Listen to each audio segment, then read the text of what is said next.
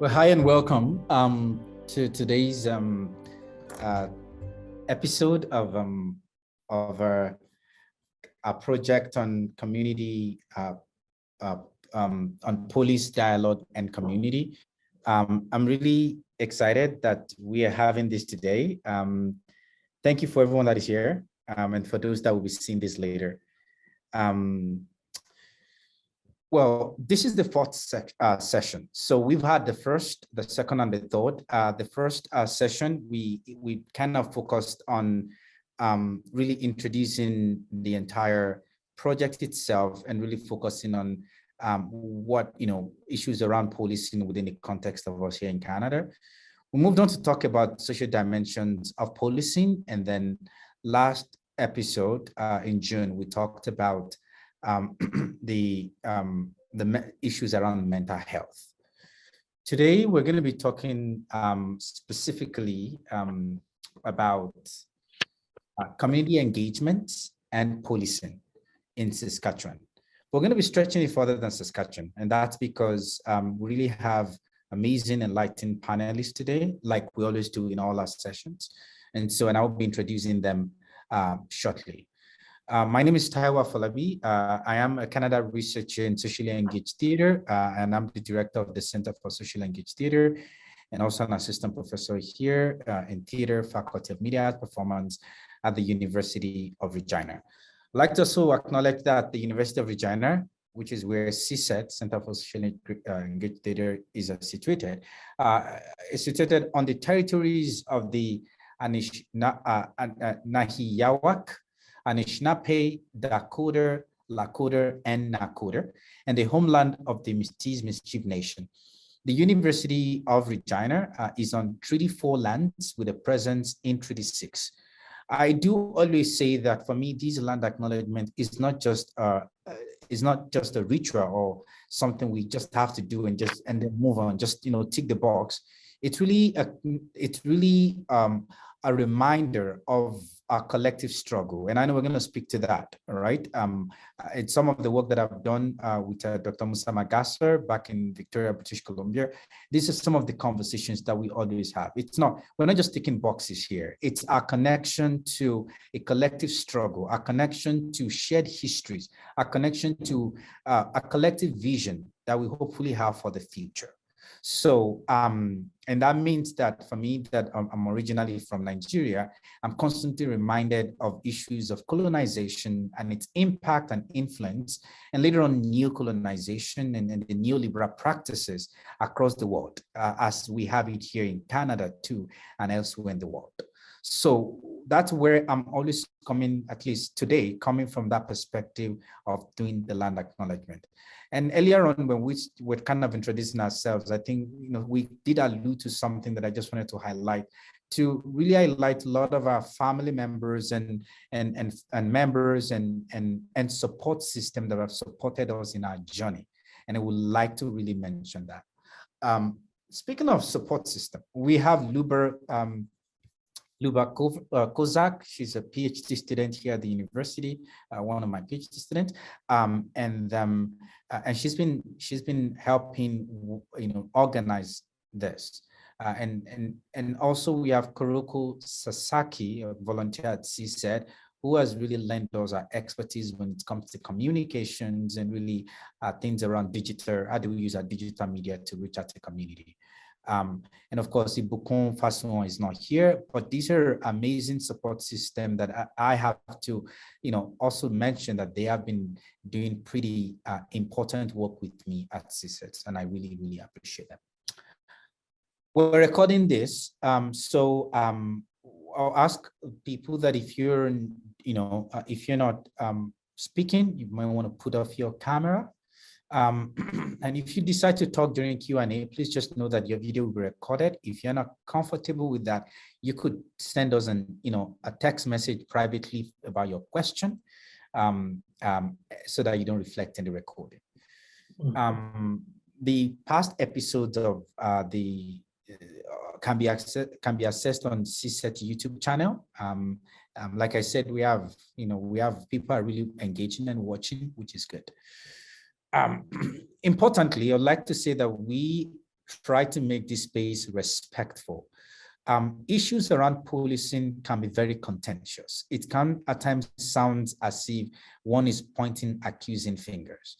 And something I constantly say in this episode is that we're all entangled in these systems, all right? It's the systems that we find ourselves that have been created over decades and centuries of years that were passed down to us. So with that in mind, I'd like us to carefully think and ask ourselves, what's my role in all of this entanglement? How can I find a way to treat other people kindly with a lot of care and compassion? That is, we try to make that at the heart of what we're trying to do. We're not here to accuse fingers and say, you are bad, and not, no, no, no. The goal is we need to create a new system. We need to rethink what we have. That's the reality, and it involves all of us.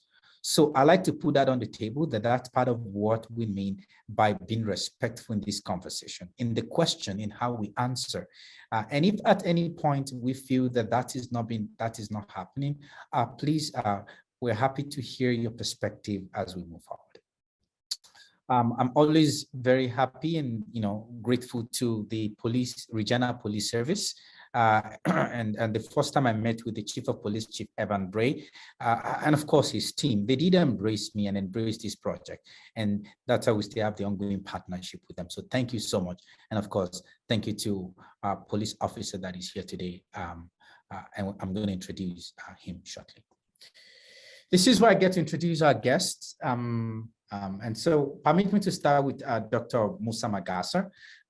Dr. Moussa Magassa is a specialist in justice, equity, diversity, inclusion, anti-racism education, human rights, social justice, intercultural conflict resolution, immigration and refugee studies, and curriculum development.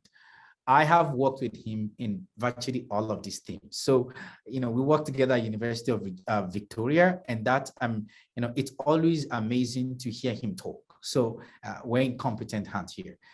He's currently the Associate Vice President, Equity, Diversity and Inclusion at the Mount Royal University, Calgary in Alberta. The first time I encountered Dr. Moussa Magassa, it was in Victoria back in the day, he was in the audience, and somebody was, I'm running blank of what that particular program was, but then somebody just spotted him in the room and said, I know Moussa will have a thought on this, and then they gave him the mic, and he blew all of us. He was like, and the person was like, I think he should be the one here, not me, and we just kind of laughed it up. But later on, we've had the opportunity to work with him in different capacities, from University of Victoria to working with Victoria Police Department, Saanich Police Department, to even with the police, with the Saanich municipal government. We've worked in different capacities. So I'm really excited that he's here today. Previously, he worked as the principal strategist, Justice, Equity, Diversity, Inclusion, Anti-Racism Education and Community Engagement for the University of Victoria. Dr. Magassa is also an associate faculty in both the UVic Social Justice and Intercultural Studies and Practice program. He and the MA in Global Leadership program at Royal Road University. Dr. Magassa is also an instructor at the UBC Center for Intercultural Communication. And one thing I always say is that the list of the bios of our panelists are on our website, and folks can go back and read more about it. Finally, I would say that Dr. Moussa Magassa is also the CEO and owner of the consulting firm, the Intercultural Capacity Building Incorporated, and that you can find more information on that on www.magassa.ca. Really happy to have him here today, and he also speaks French alongside English, and of course his African languages. So really happy that he's also a polyglot. Beautiful. So thank you for being here. My introduction next, and each of our episode we have officer coming from the Regina Police Service. Today we have a Constable Frank Kovacs from the Regina Police Service. Born and raised in Regina, Saskatchewan, He played for the hometown Regina Pats WHL for 5 years, and I think he did mention that earlier on. I'd love to hear your thoughts more about that. A lot of games happening, I know. Then played professional hockey in Canada, USA, in Germany, in Britain, and Hungary. So he's really, and this is also the beauty around, having the, multiple perspectives. Throughout his career, he has always enjoyed being a part of each community he lived in, and he used his platform as a hockey player to help make the community stronger in any way he could. He is currently an 18-year member with the Regina Police Service. He has worked in patrol, the community service center, robbery, community engagement unit, and is currently in the cultural and community diversity unit. You can read more about this bio on our website, like I talked about also Dr. Magassa. You can read also about their bio. You can read more about their bio. And just really excited to have both of you. So thank you for coming. Thank you so much for coming to our session today. I'd like to start with Constable Frank Kovacs. What does community mean within the context of policing? And perhaps you can take a deeper dive to say, what does that mean to you?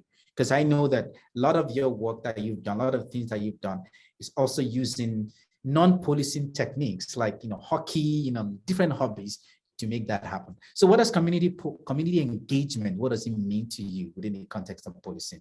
I'll hand that over to you. And I'm going to type the question in the chat if you want to refer to that. Well, first off, thank you so much, Taiwo, for having myself on the panel and allowing me to share my experiences with community engagement and policing. It's very dear and passionate to my heart because that is my passion in policing. It's community engagement.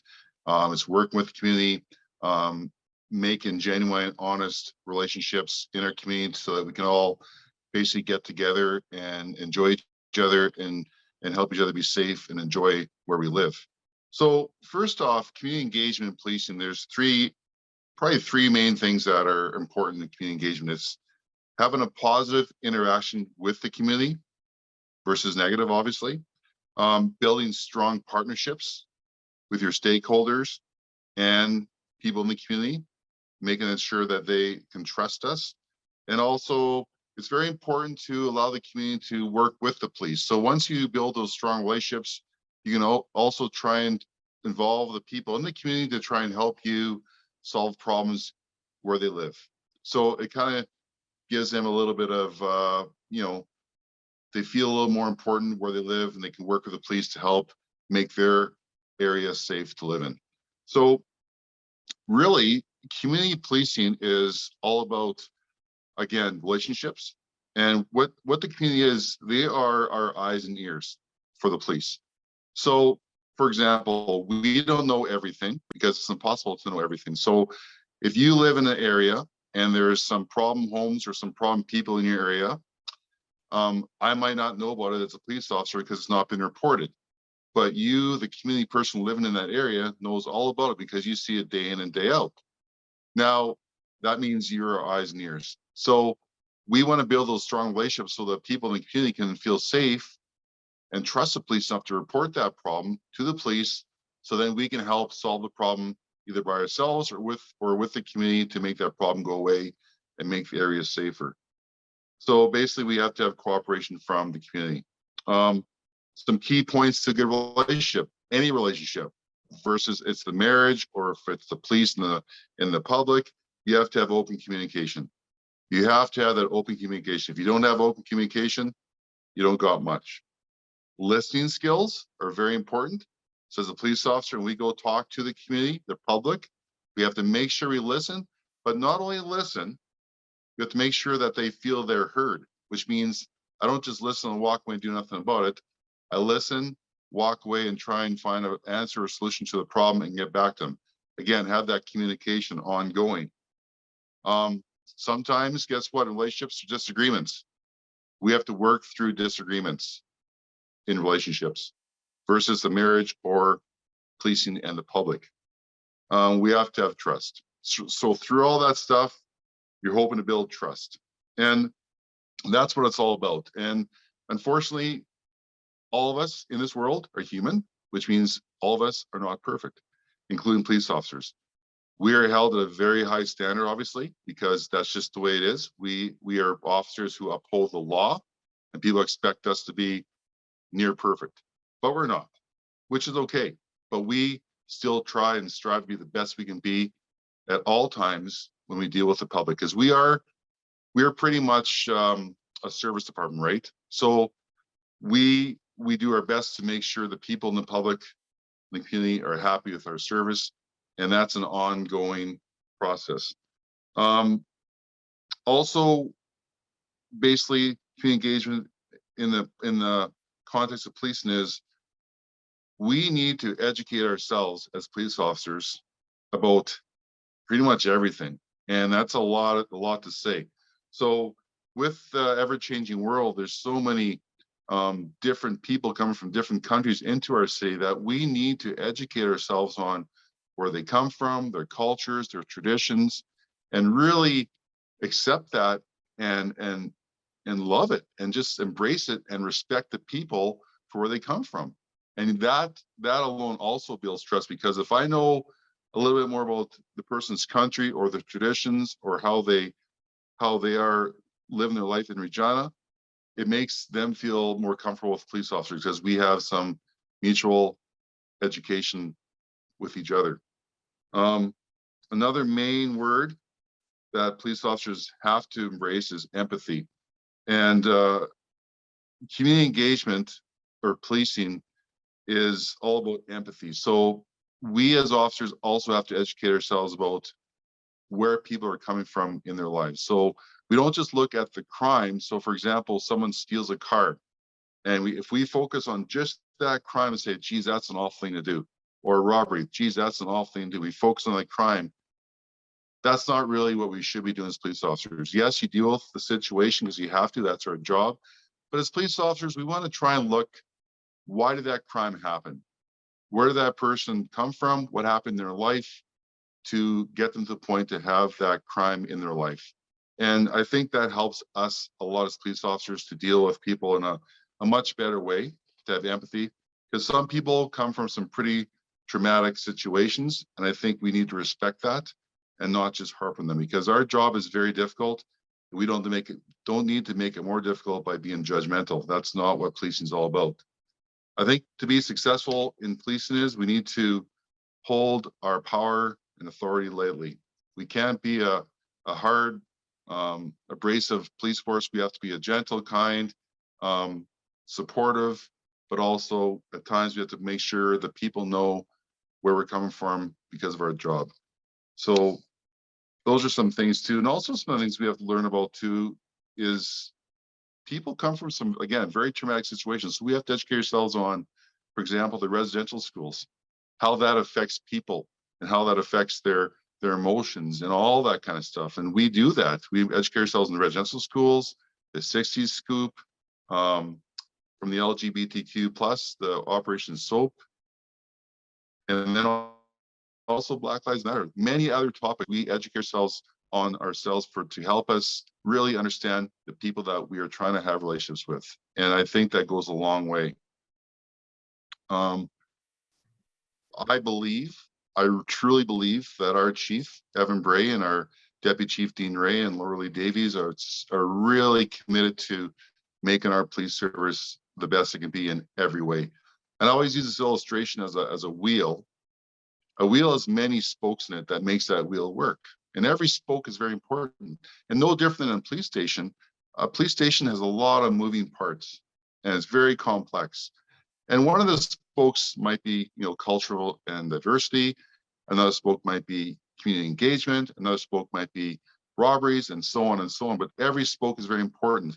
I think I know our chief and our upper management is very committed to making our police service the best it can be for us, the Regina. So I'm very proud to be part of that wheel and be a part of the hopefully the solution to make our service as best it can be. Also community engagement. So it's not only working with the people who live in Regina, but it's also agencies that we work with too to help us make our job better. So The police can't do everything. We can't, for example, if there's a young child that is involved in crime or missing persons all the time, we can only do so much as a police officer. There's other people that can help us to maybe solve that problem. So we work with many, many different stakeholders, such as, bylaw, health. They help us with mental health problems with people and so on. We have a thing called housing standards. The city bylaw works together with the police and the fire department and health, and they go into these homes that aren't really livable. And they go into these homes and try and talk to the owner and say, listen, this home needs to be fixed up or else we're gonna have some problems. So we're trying to make everyone's life better by using so many different agencies to help the situation. We have a unit called the Hub Unit. They work with many different agencies to help people who are in dire needs. If people we find that are continuously being arrested for either being homeless, not homeless, but intoxicated, or addiction problems or mental health problems, or who knows what, we have other people that can help us help those people to hopefully find a home and get the help they need to be successful in this life. Also with the youth, we work with TRIP. The police work again with many different agencies to help the youth be successful in life through their problems. So it's community engagement is so much, and it's so exciting, and I love it because I think people are amazing. I think that everyone is important, absolutely everyone. I think that we should all respect each other for where we come from and who we are, no matter what we're doing in this world.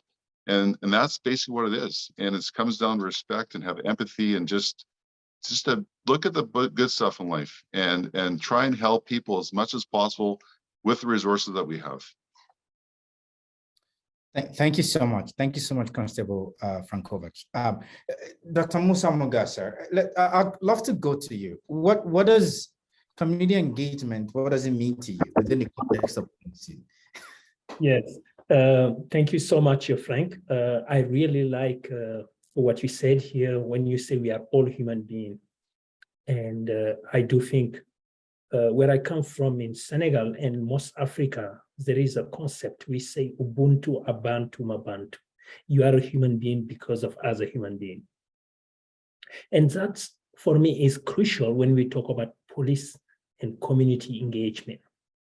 It is the fact that community engagement, for me, will then mean that we need first and foremost to humanize each other.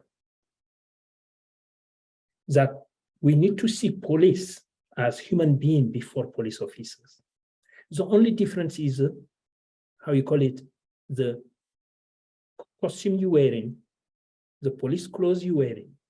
If not, you are a human being, you are a family man, a father, a mother, a daughter. So that needs to be clear. But for that to be, and for community engagement to start, even we start talking about police and community, we need first and foremost take out the word force, police force. Police can't be a force. A force is coercive.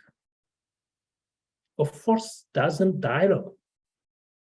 We need to start calling police what it is. It is a service, and the service is only to the community it serves. That's very important. I sometimes remind police officers in Victoria, BC, that they are at the service of the community, and it is my taxes that pay their salary, and they should remember that. Police and community need to work together because the work police is doing is so important for the community. And this I say it because someone once told me, oh, if we get rid of the police, we will be fine. And I told them, no, I will not. I don't know if you will be fine, but me, no. He said, why? I said, because I don't trust you to be the one with the gun and taking care of my security.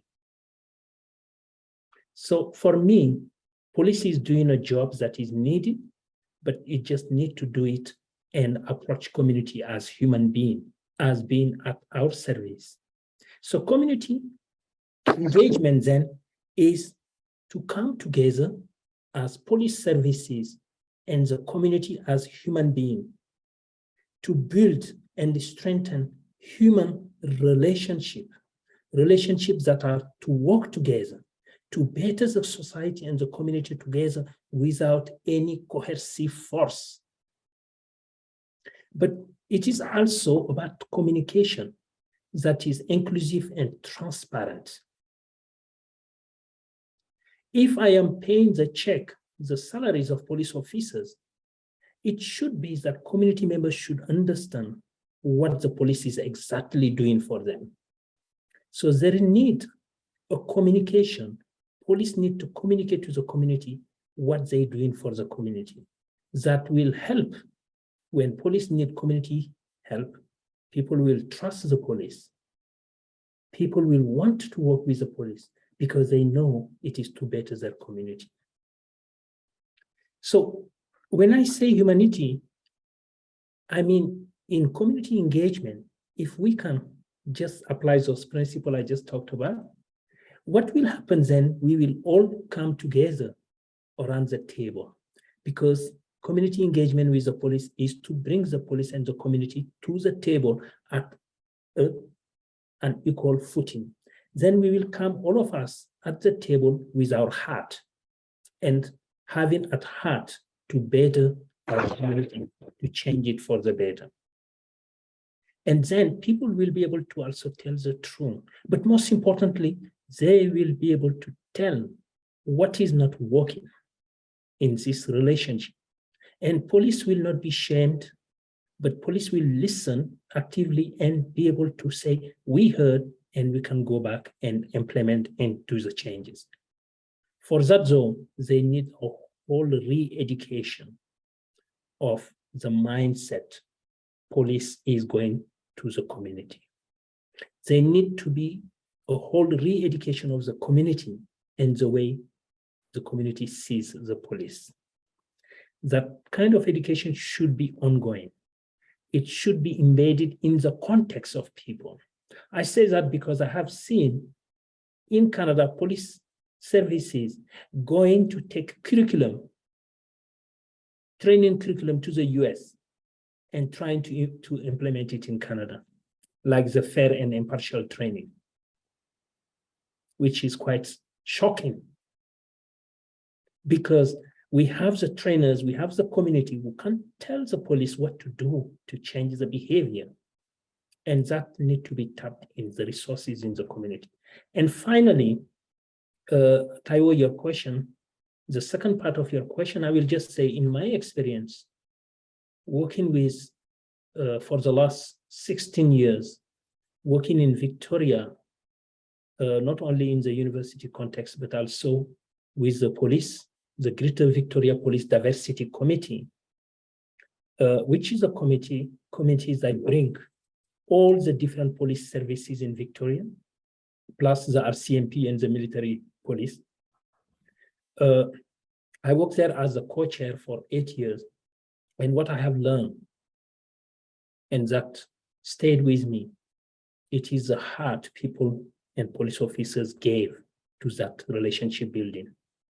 It is that the trust that was built between the police and the community, and that was not just a check mark commitment, but that is an ongoing. What we did, Frank, and this also maybe you have it in Regina, not only the community organization and individuals meet with the police every month, but we have been able to get the police officers and the chiefs to go in the community, to attend a community event, to learn about community event, to assist with community. We get the police to play soccer with Muslim youth. We get the police to go to the Sikh temple. We get police officers to be involved on a continuous basis. And I was really, and I'm still very impressed, and Taiwo, can you speak to that also? The different chief of police in Victoria are so embedded in our community that it is amazing when you hear about someone talking about the police. They will say, oh yeah, this happened to me with a police officer, but I'm surprised because the chief last time I talked to him, he was so nice to me. So the chiefs are doing so well, and hopefully the change will come. One last thing I want to just say is that as in Regina and everywhere else in Canada, I think community engagement with the police is possible, it is doable, but it needs, again, to be based on first and foremost defining the rules of engagement and the understanding that not only we are all human beings, but that the police is not a force, but it is a police at the service to the community. And for that, that police need to dispel its own biases and stereotype about those communities. And the police and the police board and the ministry who look over that police should make it unacceptable for police officers to be racist, sexist, homophobic, and to display this in a way that can be proven. Because if we are clear about that, then police officers who are human beings, they will understand, Frank, as we say, to use their power lightly instead of coercively. Thank you. Thank you so much. Thank you so much, Moussa. This is interesting. Both of you, you've kind of introduced some different ideas, which some kind of pulling all of that around that rule of engagement, right? Frank did talk about respect, empathy. It's about listening, developing listening skills, the feeling, right? The heart of it, and knowing that the police are held at high standard, and that's in any community, any society, and that's because they have power, an authority. And Moussa, so you talked about humanizing rather than criminalizing, humanizing, yes. Bringing the human element back into that.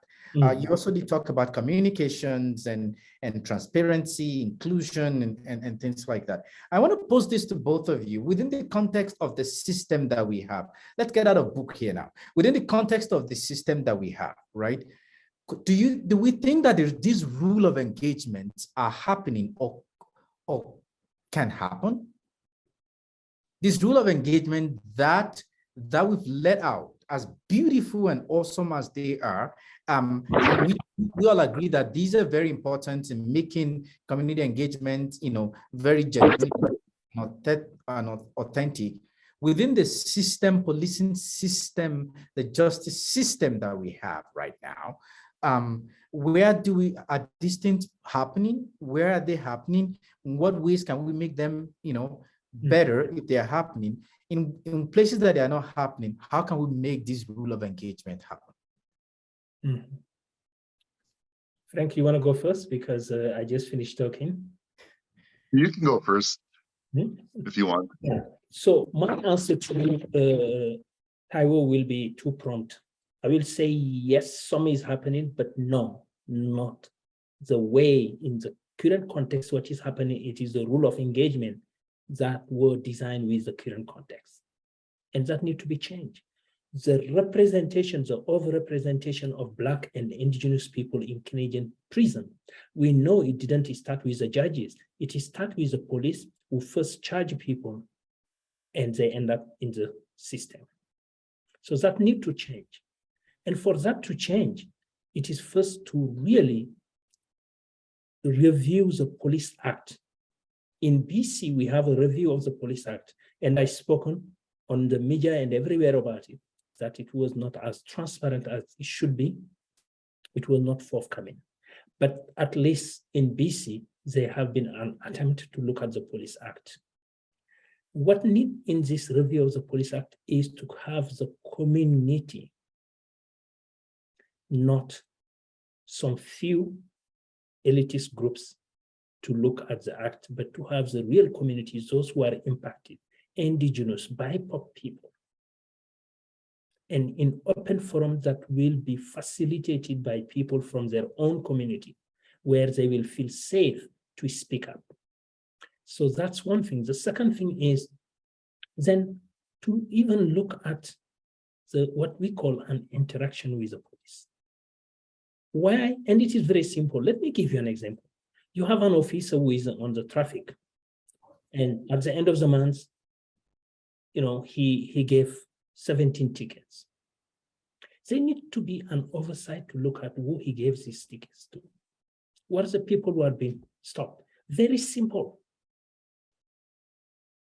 The second one is to also, the community want transparency and accountability to put body cams on police officers. I'm being here very practical because police is not bad, but the perception is that people feel like police, not all of them, but some police officers are not fair. So in order to really facilitate that conversation and change the trust issues, it is just very simple things to do to change. But we have to start with the law and the Police Act. We have to start with a lot of things, and then we get to the practical pieces that can change those relationships. Another last piece, and I hope other police officers are going to see this video. The last piece that I will draw from the booklet I wrote about how to bring police at the table. And I have been helping other cities in BC to put together what we call a police diversity committee. I have been consulting, helping other cities to do that. So the last thing I want to just add to this is very simple.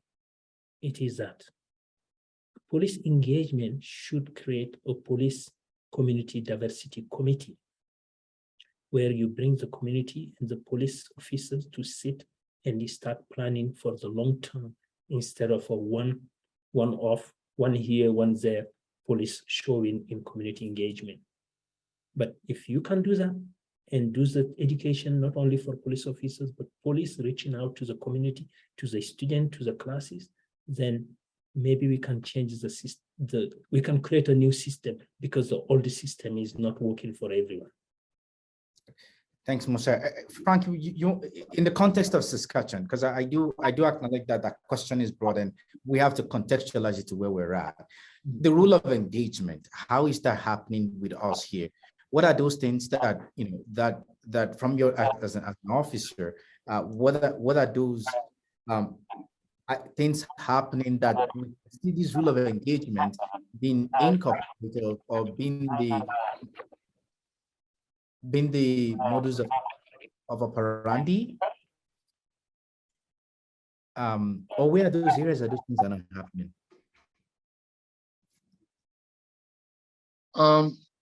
Well, I agree with what Dr. Magassa said.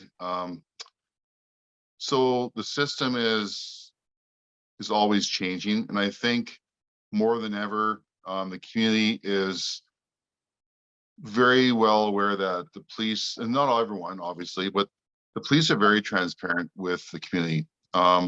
There's an old thought of, we're our own gang kind of thing. The police are our own gang, but we're not, obviously, because like I said before, we're held at a very high standard, and the police service has pretty much advertised to the community that if there's an issue with the police, anyone and everyone can make a complaint with their concerns with how they were treated with the police.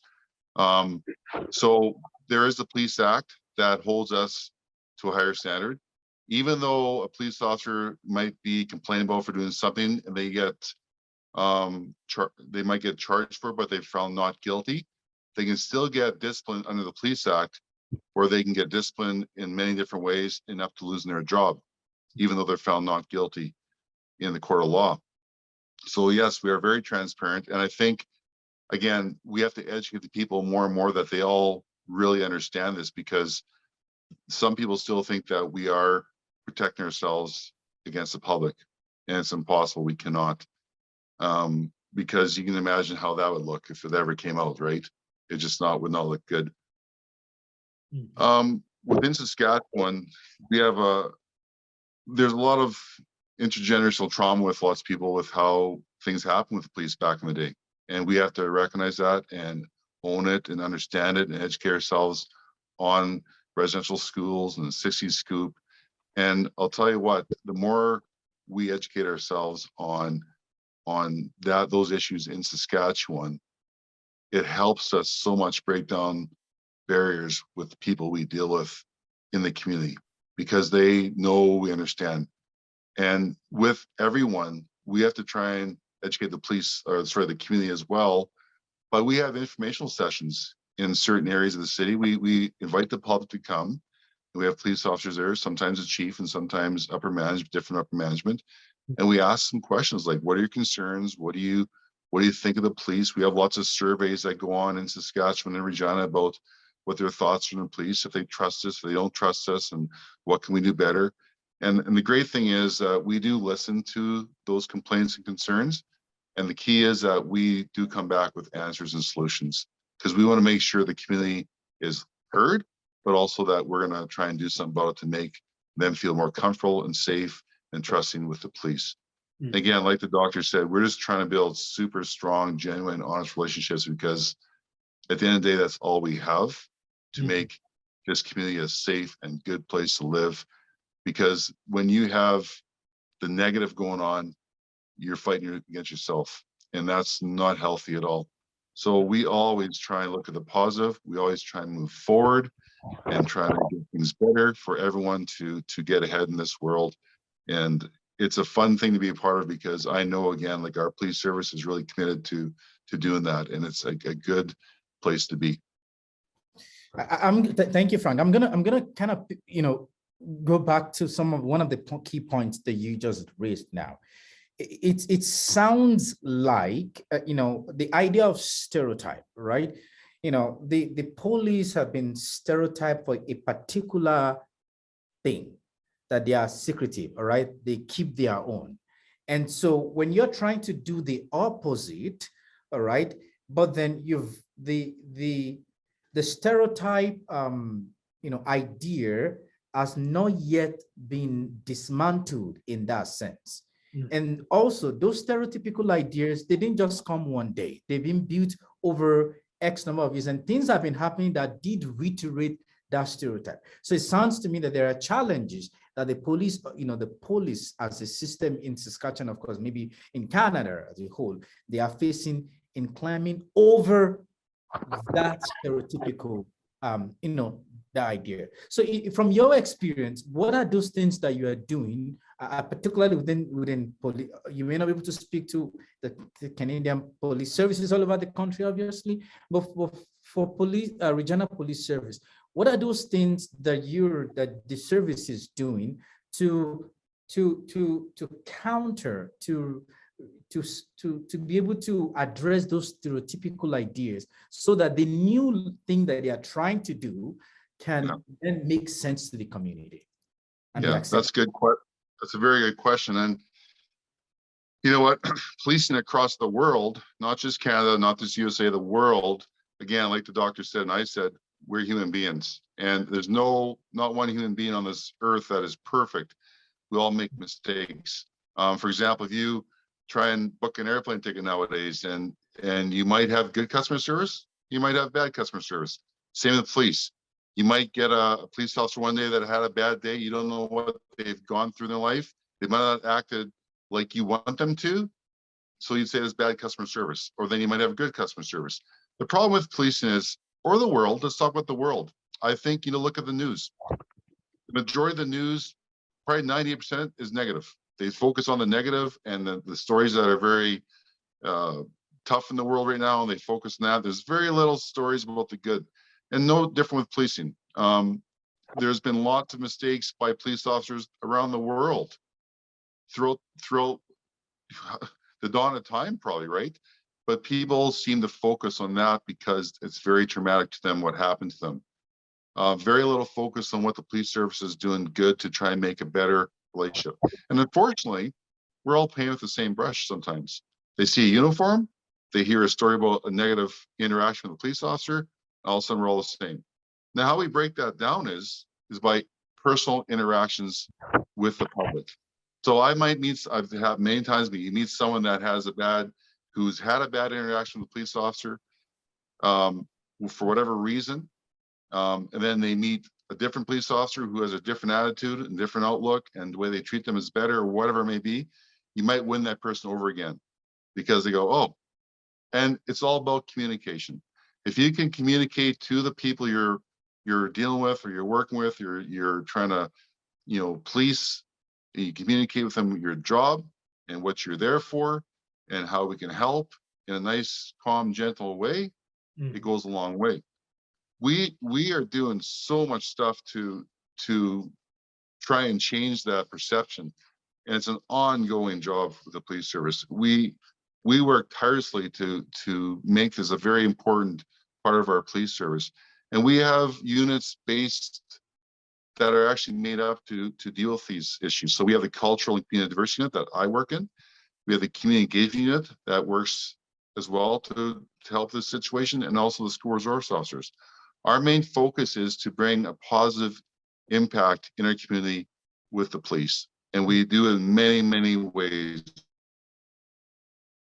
We attend so many events, as many as we can, and we not just attend, we partake in them. We want to be involved and learn and be genuine and honest. We alone also make up initiatives to try and say, hey, we're trying to. For example, we have a Regina Police Service Round Dance where we host it, and we have our Elders Advisory Council that we have with the Regina Police Service.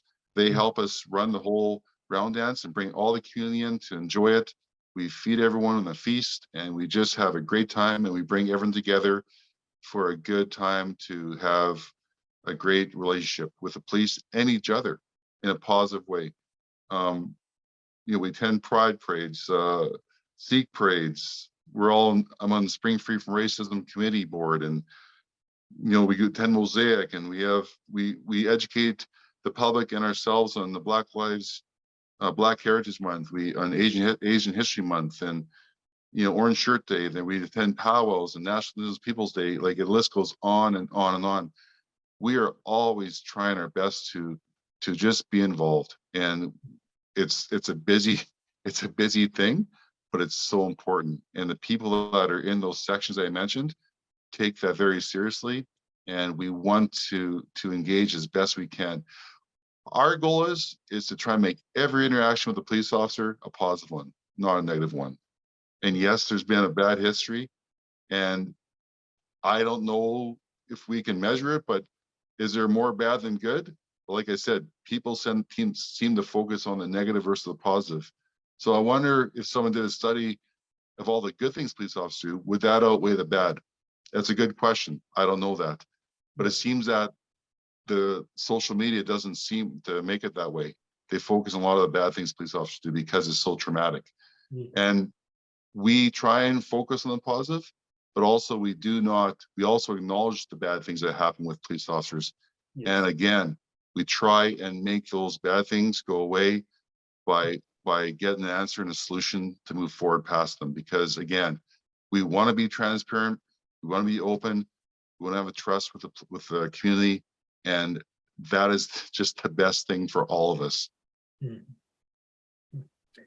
Thank you so much.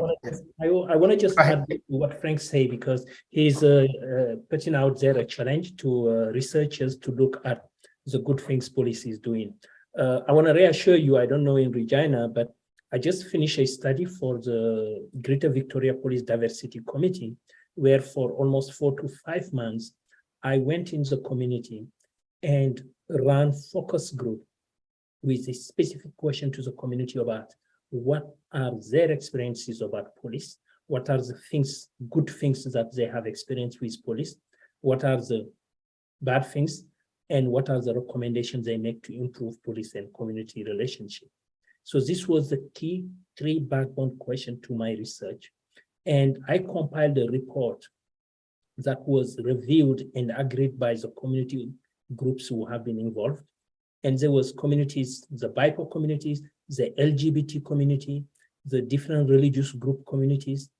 And I handed that report to the Greater Victoria Police Diversity Committee, who handed it to the Council of the different chief of police, meaning first the police chiefs, the police services in Victoria, the RCMP and the military, because they do meet, they have a council where they meet once a month to talk about policing in general in Victoria.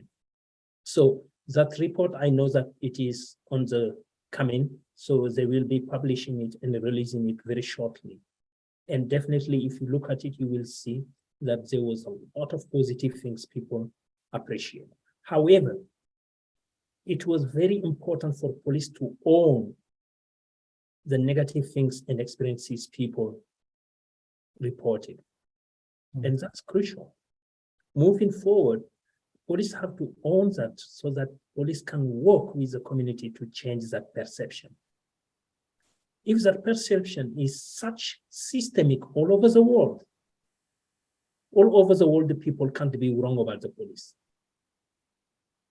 But all over the world can be reconvinced, or they can be convinced when they see police doing the right things. So I really encourage police services to not be hurt and rattled by the negative things, but to take that opportunity to really look at the whole system and see how to change it, and do that with the community. It is when only a group of police officers go in the room, think that they can change a system, it is when they make it even worse. It has to be with the community. And when I say the community, I'm not talking about just the people who can do the survey. Because those people oftentimes see the police once a year for a speeding ticket. The real people who can really help change the police are exactly the people on the street, the people at the receiving end, and oftentimes they can't complete a survey. Thank you. Thank you, Moussa. Thank you, Frank, for raising that. That's interesting. It's interesting because the perception that we're talking about has so much implication, and it keeps reoccurring. So it's you know, the image that kind of comes to mind is if you want to weigh a scale, right? You put a scale, you know, you get an apple where you're separating the good and the bad, and then it seems the bad apple kind of outweighs the good one. And most of the time, the focus will be on the one that outweighs. So really thinking in terms of in what ways can even community engagement help us to change that perspective, right? If it can, how can we deal with the root so that the perception we're trying to change, that we can actually see it changing and not the same thing happening over and over again. That's a question that I wonder. I mean, and we may not have answers to them. We can I'm just kind of throwing it out there. And I also appreciate what Frank did say, challenging researchers to think about how do we balance our narrative? Because also I think the world works in negative. It seems you can only speak about the problem when you're going to get a grant. That's when you get a grant, because it's only when the problem is being, you know, emboldened, like, and then you say, well, this is a problem, so give me, you know, and then we have to pay attention to it. So it's really really appreciate the fact that Frank is also challenging us as researchers to think about, you know, what are other things that is happening, the stories of goodwill, of care, of love, of kindness that is happening, even though they may not outnumber what's existing, but to acknowledge that is existing. Yes. And those, Taiwo, are very response to that. Personally, I had a story I have been telling for 10 years now with the police. When I brought my children from Africa, from Senegal, after 1 week, my younger daughter, who was 14, fell asleep in the bus. She doesn't speak one word in English, doesn't even know our address. And she fell asleep in the bus, woke up somewhere and couldn't find her way. She didn't have a cent on her pocket and not a cell phone. This is someone who just came off the boat. And then she saw a police car come in. She stood on the traffic light, she said, almost for 1 hour. And this was 8 p.m. in the evening in Victoria, BC. And she saw police car and she jumped in front and signed until the police car stopped. And she kept repeating my name, Moussa, Magassa, Moussa, Magassa.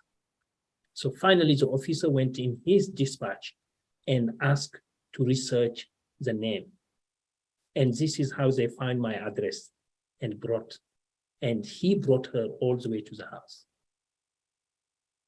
That's a great story. Yeah.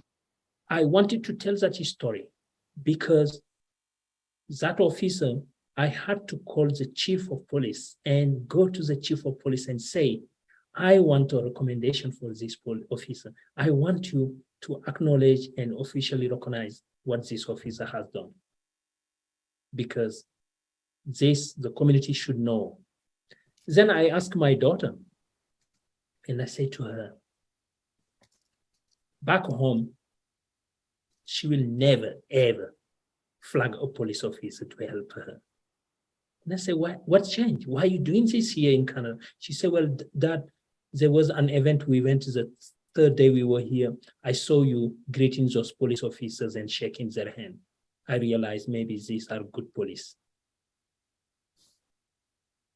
So yeah, you're right. We need to tell the stories, the good stories also. That's a great story, and I'm not going to pump our own tires, but honest to God, there are so many good stories that I can share that our officers do in Regina, and that's one of them of many. And we don't get accommodations because that's just what we do. That's our job. We care about the people. We try and make people's traumatic experiences as best we can to get them through it. Back to your comment there, Taiwo, about relationships and stuff. And I think 2022, you have to admit, we are way better today than we were in 5. Things are getting better, but things take time to get better. And I don't think it'll ever be perfect because of the fact we are human again, and relationships take a two-way street. So if one person is trying their best to make a relationship, the other person is just not in a good spot to give their part, you're not going to have a strong relationship.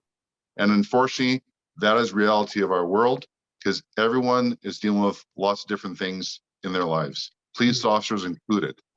And sometimes when police officers make a mistake or do something wrong, you have to, again, have empathy. What are they going through in their life to maybe act that way to make a mistake? So everyone is going through trials and trauma in their life to change how they make decisions or choices or how they act and have them. So I think the best thing we can do as police officers is educate, always have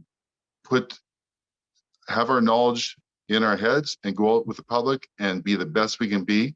Customer service, a police service, and understand that some people we deal with might not be in a good spot in their life, and that's okay. I am still going to respect that person as best I can and make my interaction with that person as best I can. And if it's good, that's awesome. If it's not, we'll keep trying. That's the attitude I have. Thank you so much. I want to circle back to the piece around education, because I think that has occurred. That idea has come forth from both of you, whether to educate, mostly to educate the officers, and perhaps also educate the communities. Going back to the curriculum that police officers have to undertake. And I know that Moussa, you've worked with, we've worked with police officers, really not necessarily talking about curriculum, but talking in terms of what are those things that police officers, the ingredients needed to make community engagement, the learning of it. What are those ingredients that we need to start talking about to make the learning of community engagement effective as it's meant to be, so that each police officer can know that they are, like Frank did say, that they are in service to community, that they're for the community, and that it's vice versa. What are those ingredients that we need, that in the curriculum of the police officers, their training, the curriculum and the training, that those ingredients need to be there in terms of the topics, in terms of the exposure, in terms of the experience and all of that? Yes. Taiwo, I want to say thank you. And Frank, I think you touched something that is very crucial when you talk about police being taken to a high standard and looked up for a good behavior, and it is true. I should recognize that police officers go through a very, very, very specific and very in-depth training before they get to where they are. What I will just add is that training can be improved by just bringing in more community focus. That the curriculum the police is using, I don't say it is bad. I just say that it needs to be grounded in the reality of the communities of today. And for that, you need to bring in community trainers. The Spanish police, for the reserve training, they have made it a habit every year. They were bringing me in to talk about intercultural communication and conflict resolution between police officers and people from a diverse culture. That none of their trainers at the BC Justice Institute, none of them have that skill and expertise. So that Spanish police was courageous enough to go out and look for someone who can do it. I just say kudos. So those are the kind of things that I encourage police services to go out and look for it.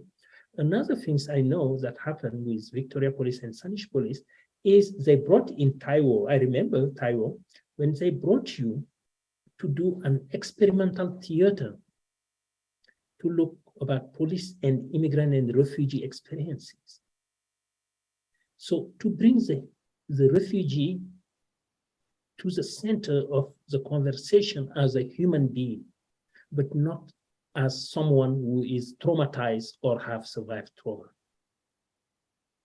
And get people from a refugee background to have their voice heard, and police officers who attended that training to understand that we're dealing with human beings here, not refugees who are traumatized. Can you imagine? I have been in Canada for 22 years and I have given so much to this country, more than I have given to my birth country. But still now, I run into police officers or officials who call me an immigrant.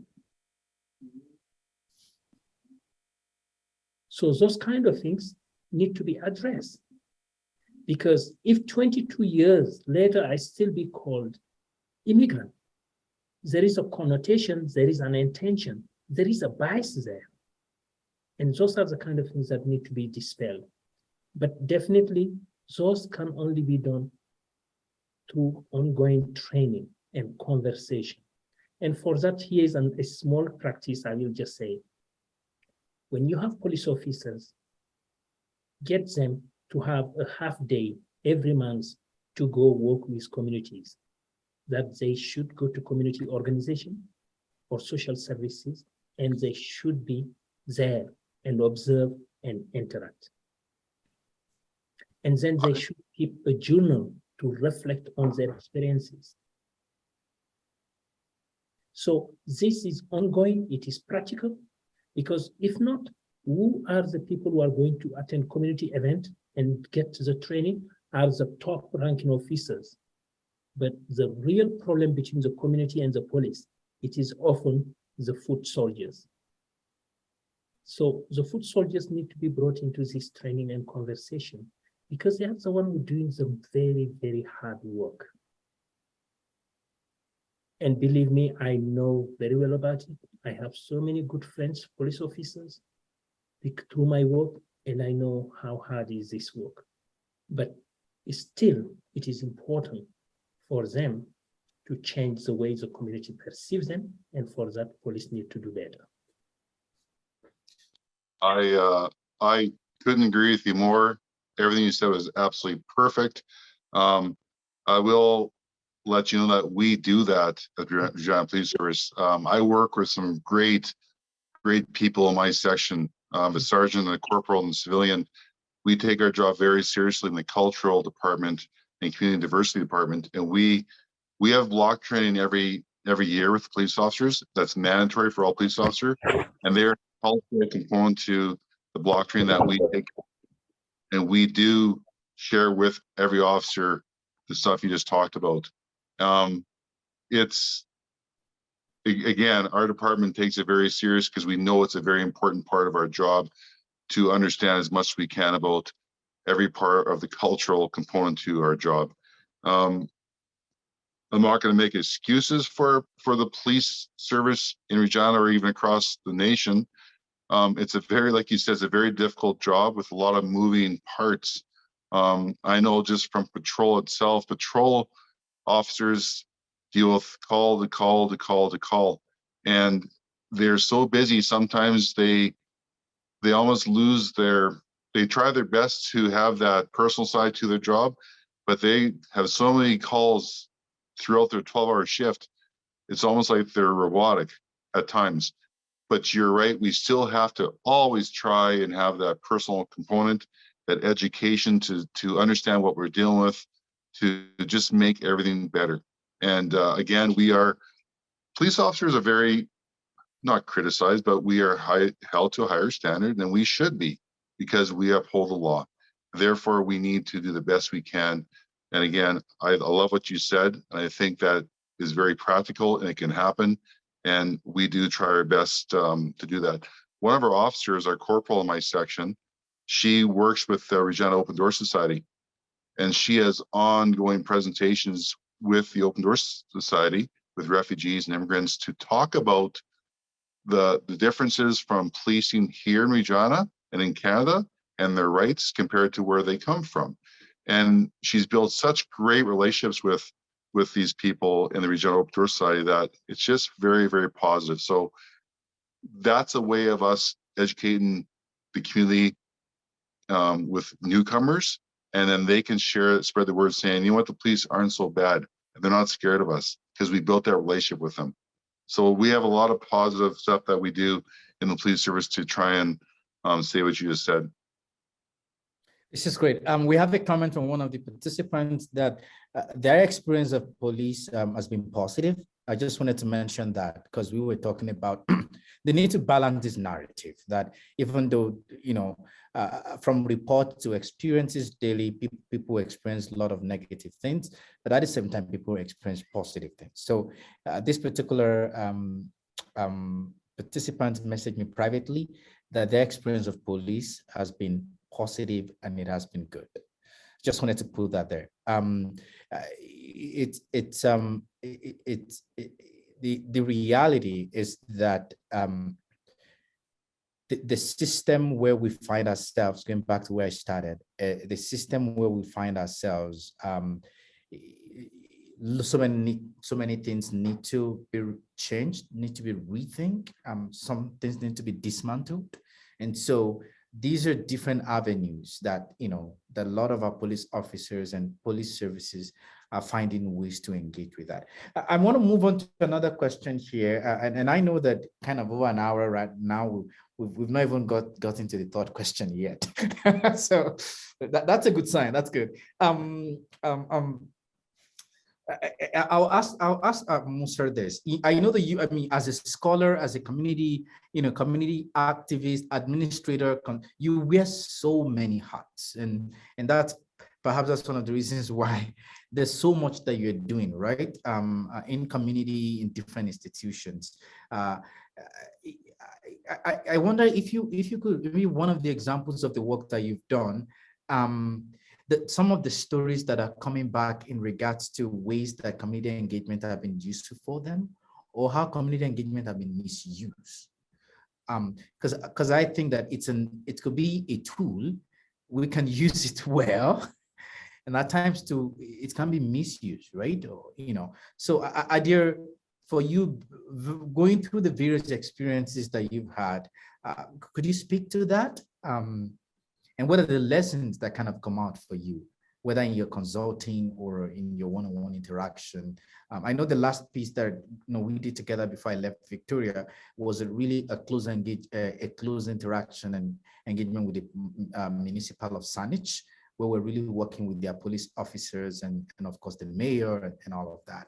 And of course, it was in the middle of that I came to Regina. So, I just wanted to speak to that in terms of, from your own experience, those pertinent issues that kind of come out for you that you think are very important for us to hear in regards to community engagement and policing. Thank you, Taiwo. And I think also that's very important, because when we say community engagement, there is always community leaders and individuals who will try to facilitate some of these processes. The same way when we say police engagement with the community, there is at the police level also, people who facilitate those engagement. And then you have police officers among the rank who already have this very strong relationship with the community, that oftentimes the chief and the leaders will pull or, get that person to help them connect with the community. In my experience, those people who facilitate police and community engagement on both sides can be really challenged. It's not easy work. Sometimes you can be perceived by your own community as being biased, or that you're working for the police and not for them, because of the distrust some have about the police. And that's okay. You just need to carry on and, prove to people that this is for the better for the community, and bring people on board, because the lack of information about why this is happening, how it is happening, and where we go with it, if you don't provide that information concisely and timely, people will distrust the process and will hesitate to engage on both sides, for the police as well as the community.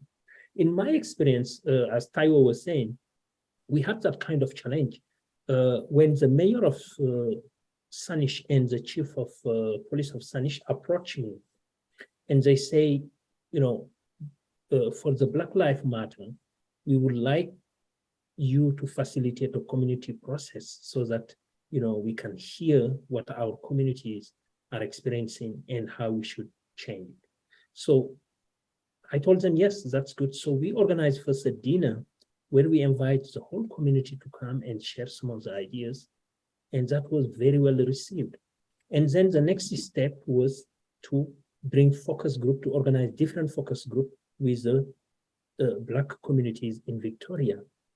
I think almost 4 or 5 of them in different locations.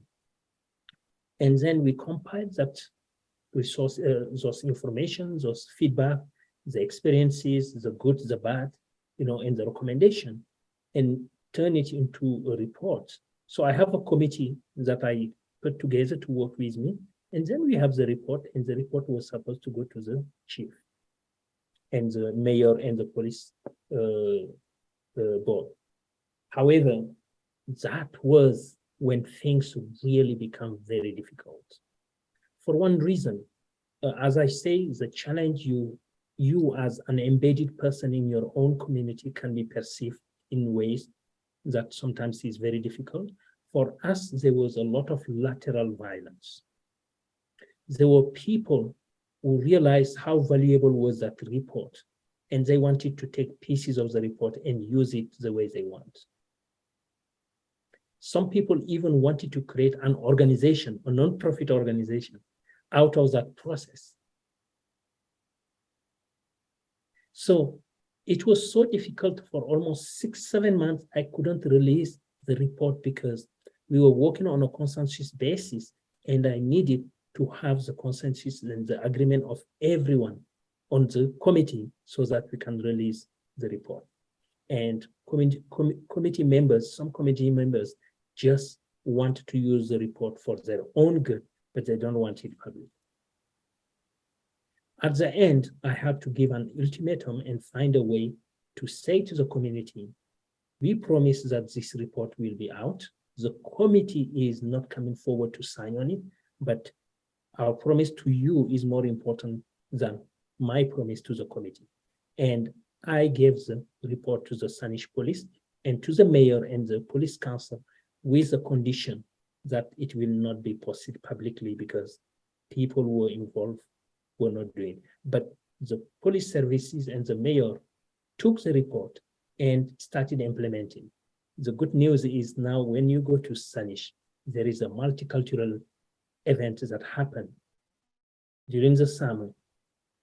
There is a boat at a big space where people can come to that and ask for question about the police. And there is so much the city has changed about policing and how police interact with the community, thanks to some of the recommendation of the report. But as I say, the challenge is that these processes are not also as easy as police can imagine. And that need to be taken into account also.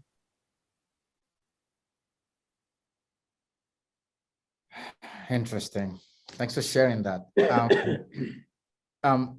We've sort of identified, we're like getting to 12 minutes to finish our conversation today. We've kind of identified some couple of stakeholders when it comes to community engagement. One of that, the police officers themselves. We talk about the community leaders. And many times when it comes to these engagements, it's always in conversation or working with community leaders or, gatekeepers, as it were. I like, Frank, if you can, from your experience, how have you worked with community leaders in securing, in making effective community engagement happen? I didn't know that. Yeah, I'll leave it at that. Go ahead, please. Yeah, that's a good question. Well, again, we, like the doctor said, we really have to work with the community in order to understand what is going on in our community, what they actually want. So, for example, we met with Black and Sask, and we wanted to bring awareness and celebrate Black History Month. But how do we know what to do? So we met with Black and Sask, built some great relationships with them, and said, "What do you think we should do?" And we work together, and we talk, and then for sure we implement what they tell us, and then that's the best way to do things. So we work with community leaders in many ways. For example, and we all know this too. So any time you do an initiative or a job, the best way to experience things is to have your hands in it, and then you feel more part of that job or that project because you actually did some work to it. And it's no different than policing. So we have an elders advisory council. I'll give you one example where we have 4 elders and a helper, and they advise us on lots of very important information on how to just do the proper protocol in Indigenous events and stuff like that. And just any kind of information we need, we bounce it off them, and they share their wise wisdom with us. So we had a few initiatives on National Indigenous Peoples Day, and we said, well, why don't we use our elders to actually just share what they feel National Indigenous Peoples Days for them. And we go out and do videos, and then we put that on our social media. And I think just by doing those small things, it makes them feel a part of what we're trying to achieve, which is that trust factor, break down the barriers, and just say, you know what, we truly want to work with everyone because we are a service, and that's all we are. And we just want to make sure everyone that we deal with in the community feels comfortable and a part of our goal, which is make sure Regina is a safe place to live. So those are some examples of working to help our community involved and our stakeholders involved. Well, thank you. Thanks for sharing that, Frank. That's really amazing. Thinking in terms of how to create that space for real engagement and, again, building trust and things like that. 9 more minutes. We try to stick to our time on the series. So, and I want us to do that again today. I think my final question for both of you, are there last thoughts on your end in regards to things that we need to think about? I know that Frank has kind of provoked us, really thinking in terms of, as researchers, what we need to think about positive things, not just negative, to balance things. And thanks for that provocation, Frank. But are there other thoughts that around this topic today that you want to share with us and of course with our listeners later on? That you want to share with us in terms, maybe from your own experience around community engagement, within the police service, or within your research, or within your working community, or yeah. Yeah. So for me, maybe I just quickly say a couple of share 2 or 3 things. One is when police do community engagement and police is present in the community, it encourages young people to wanting to be police officers. In Victoria and Sanish, we have seen now BIPOC young people joining the reserve, and that's very important. So police need to emphasize the community engagement, but most importantly for that, police need to advertise those jobs in places where people are at. There is newspapers that when you post those kind of things, the people in the communities that are the most affected will never read those newspapers, left alone to try to apply. So that's one thing, that targeted police recruitment in the community. But before that, being present in the community so that they know you, they trust you, they learn about you. And the community vice versa. The second thing I will add is when we're talking about police education and training, it is crucial not only to bring community experts who can also be part of those curriculum design and training, but that the training be diversified. You know, that's not only a classroom-bound training. Theater is a powerful tool. The young generation nowadays communicate differently, and that those different and new ways of communication need to be embedded in the way we approach policing and the way we approach police training. The third thing is very simple, and every police officer can do that. And again, it is what I said at the beginning. Frank, you said that in Regina, you guys are doing it. It is to send the police to the community, that the police can go and mingle with the community in community events as human beings, so that police is not only seen in community when there is a crime or an issue, but police can be there also when there is joy and happiness. So those, I have seen them and I know that they work there perfectly. Thank you. Thank you. Frank? Yeah, I agree with the doctor. He says it all exactly right.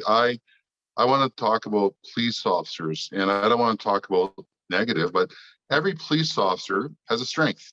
Some have strengths in really good investigations. Some have strengths in doing community work. Some have strengths in doing interviews and so on and so on and so on. And I think everyone should have a bit of a strength in working with the community, because we are people persons. We have to talk with people. We are service, so should we have some kind of a strength in dealing with the public.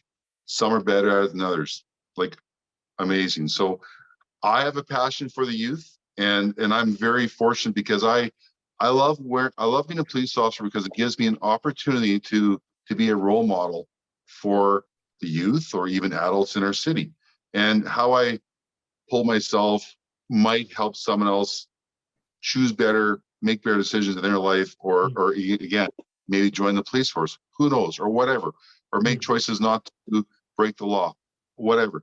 I love the youth. I believe the youth are our future. They're very, they're looking for role models all the time. They need direction.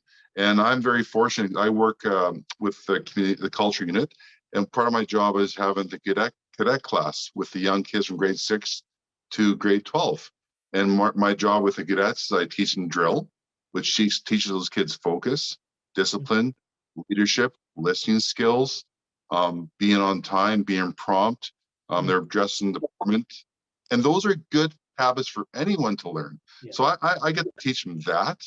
And then I also get to teach them about sports and fitness and teamwork and getting along and being fair play. And again, all good for them to be better in their life. And at the end of my program, I always give a presentation on something very positive about, you know what, you do matter, ever matters. And I always try and get the kids to focus on, what's your passion? What are your goals? Yes. Let's talk about those goals. And what can we do to reach those goals? So very, very, it's a great program where I just get to involve myself and encourage these young kids to hopefully make a change and make good changes, because they come from difficult situations. And if I can be a role model and give them a little bit of encouragement to succeed and do great in this world, all the better. And I think I think that's what a lot of police officers have, is that power to help make change in people's lives just by an interaction, a positive interaction. Because again, some people don't respect police, but some people really do. They look up to us. And our goal as police officers to make everyone just respect each other, myself towards them and them towards us. And that's where it's at, I think.